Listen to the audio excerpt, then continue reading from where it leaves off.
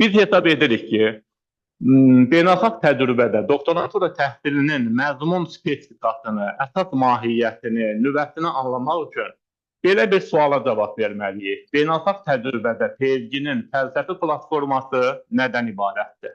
İlk növbədə onu deyək ki, beynəlxalq təcrübədə fəlsəfə doktoru dərəcəsinin fəlsəfə elmi ilə bilavasitə bağlılığı yoxdur.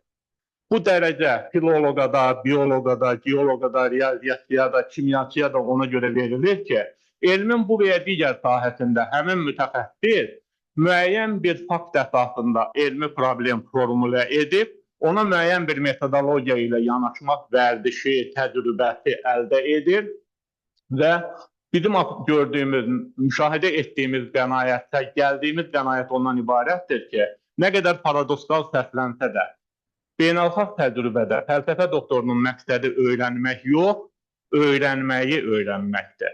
Və bu mənada Einsteynin bütövlükdə bizim deməli təqdimatımız üçün epiqraf seçdiyimiz sözlərini bir daha xatırlatmaq istəyirik. Təhsilin dəyəri faktları öyrətməkdə deyil, insana dərsliklərdən öyrənilməsi mümkün olmayan şeylər haqqında düşünməyi öyrətməkdədir.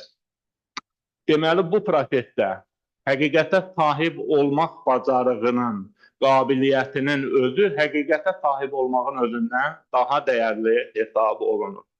Məlum olduğu kimi, elmi biliyin əldə edilməsi mürəkkəb yaradıcılıq prosesi olub, özündə müəyyən bir məntiqi ardıcıllığı əksələtdirir. Dünyada elmşünaslıqda müxtəlif yanaşmalar var.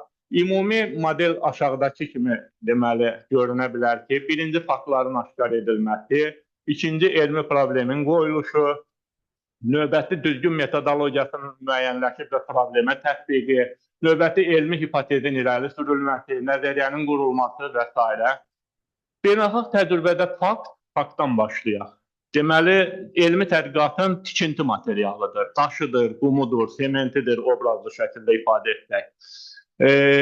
Analitika, problemin qoyuluşu, metodologiyanın müəyyənləşməsi isə sanki həmin tikinti materialı əsasında qurulan memarlıq konstruksiyasıdır.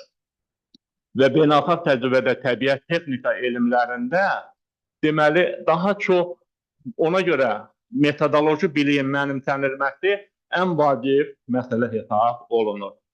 Deməli, doktoranturaya beynəlxalq təcrübədə qəbulda əsas tələb olunan sənəd tədqiqat təklifi sənədidir. Onun strukturuna fikir verək.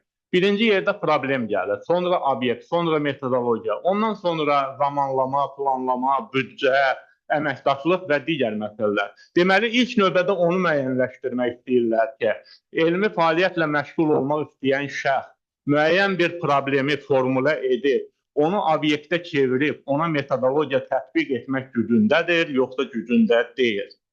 Və deməli, göründüyü kimi, təhsilin məzmununda elmi problem anlayışı fokuslaşır.